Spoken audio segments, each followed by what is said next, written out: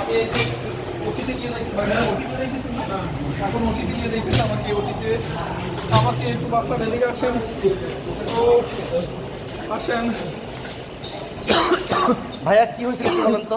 ভাই আমি NCP programme চলতেছিল, আমি ওইখানে ছিলাম। তো আমি প্রোগ্রাম সার্জিস ভাই কখন কথা বলতেছিল, তখন হঠাৎ করে তীব্র এক আওয়াজ, বোম কি যেন বোম মারছে। তো হঠাৎ করে দেখি যে আমার পা ধোঁয়ায় অন্ধকার হয়ে গেছে।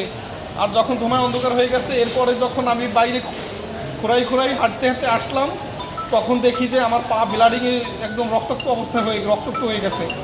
এরপরে যখন আমি এক বাইকে বললাম, তখন আমি অজ্ঞান হয়ে পড়ছি, তখন তারা আমাকে ধরে নিয়ে আসছে। ওখানে কি হয়েছিল?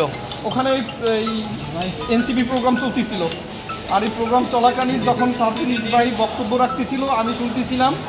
ইন দ্য মিন টাইম হঠাৎ করে বিকট আওয়াজ, কি যেন বোম মারছে। বোম মারার পরে ধোঁয়ায় সবাই অন্ধকার, সবাই চিৎকার চেঁচামেচি দৌড়াদৌড়ি শুরু করছে। এরপরে আমার কোনো হুঁশ ছিল না, আমি কোনোভাবেই বাইরে বের হয়ে দেখি যে আমার পা রক্তাক্ত অবস্থায় ব্লাডিংয়ে একদম লাল হয়ে গেছে। পরে আমি কান্নাকাটি করতেছিলাম, আমাকে কিছু সাংবাদিকরা, কিছু ওখানকার মানুষরা আমাকে ধরে আমার এনাম মেডিকেল কলেজে নিয়ে আসছে। নিচে থেকে আমার বাম পাটা পুরো অপাস হয়ে গেছে, পুরো ব্লাডিং হয়েছে ভাই অনেক। আমি পুরো অপাস হয়ে গেছে। আপনার নামটা? আমার নাম মোহাম্মদ শাহিন খন্দকার। আপনি কোনো পদ পোস্ট আছেন? আমি এনসিপিকে সমর্থন করি, বাংলাদেশ জামাত ইসলামের সক্রিয় কর্মী। আচ্ছা ভাই,